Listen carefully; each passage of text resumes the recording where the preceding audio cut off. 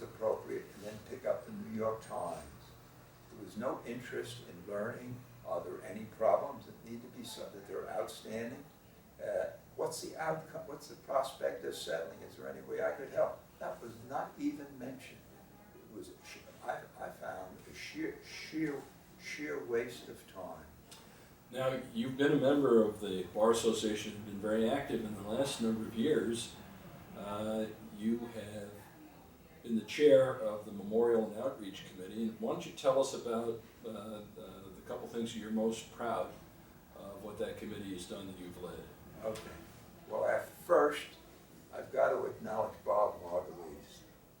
Not because you're asking me questions, because it was a reality. I had been a member of the state bar and the county bar all my life, lifetime member. But I never really got into any participation. And I had in my brain, I was concerned about the ill will that was being generated potentially by best practices and the other pressures put upon lawyers as they interacted with each other. And I felt that there's got to be a way, something, maybe we could form a committee. So not knowing what to do with my idea, not having more than that feeling when I was in about 203, 204, that I went to Bob Margulies and I said, what do I do, Bob? Bob Margulies said, Frank, first you got to go to see the assignment judge. So at that time, our prior assignment judge thought I was in there complaining about the abusive practices. I said, no, Judge, quite to the contrary. I'm concerned with the lack of the lawyers having a decent relationship and being aware of the problems of others and helping them. So after I made my pitch, he said, okay, fine. But he wasn't forceful, he wasn't too positive, but he was approving. So then I went to my advisor, Mr. Margulies. He said, Frank, now you've got to see the president. I went to see Bill Netchett.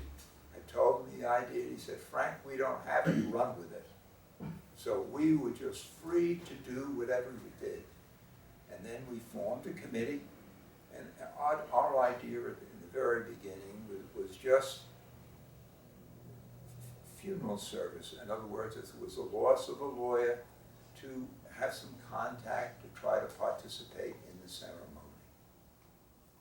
And then in about October, at one of our meetings, Joe Ryan said, hey Frank, you know there's a memorial service down in Freehold. I said, well, what? Oh, I said, okay, I'll go. So I went down there and I witnessed the ceremony and I fell in love with it. I said, this is ours. What have I got to do? And so that was then cemented in my mind, we're going to have a memorial service. And then in a couple of months, I remember seeing an ad in the New York Times about some stone merchant in New York selling plaques for about $4,000 to $5,000. And that then led to ultimately our memorial stone, which Bob, again, spent many, many hours, many trips out with Maloros, because we went from the stone merchant in Jersey City to see 4 stone merchants in North Arlington, seeing who's going to offer us the best buy, and we were impressed with Maloro. He talks a lot, but he seems to know a lot. He was a 4th generation. And then after many changes, it ultimately resulted in having a memorial stone. And I don't think, although I haven't checked, that there's another county that has a Compton memorial stone in their courthouse honoring their recent deceased. And you remember what I told you, Frank, the deal is not to get on the stone too quick. So you keep your health. You are lucky to have your mental acuity at this age, and you are one of the gems of our bar. Thank you so much for talking with us today and becoming the first one who contributed to our oral history. Thank you very much. I would just like to add that Sure.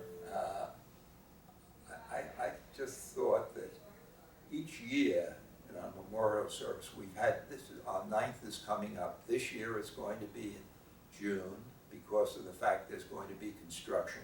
And then there's going to be no activities in the courthouse except the fellows who are restoring it, that we should have it now. And what we want to do is to add to the memorial stone. In other words, we have 118 names. It has a capacity between 50, estimate 50 to 75. We now want to get the group that we're going to be honoring from July 1, 2009 up to date. We will enter approximately 50 names on that memorial stone, which will remain in the courthouse. Well, thank you for all your hard work. Thank you.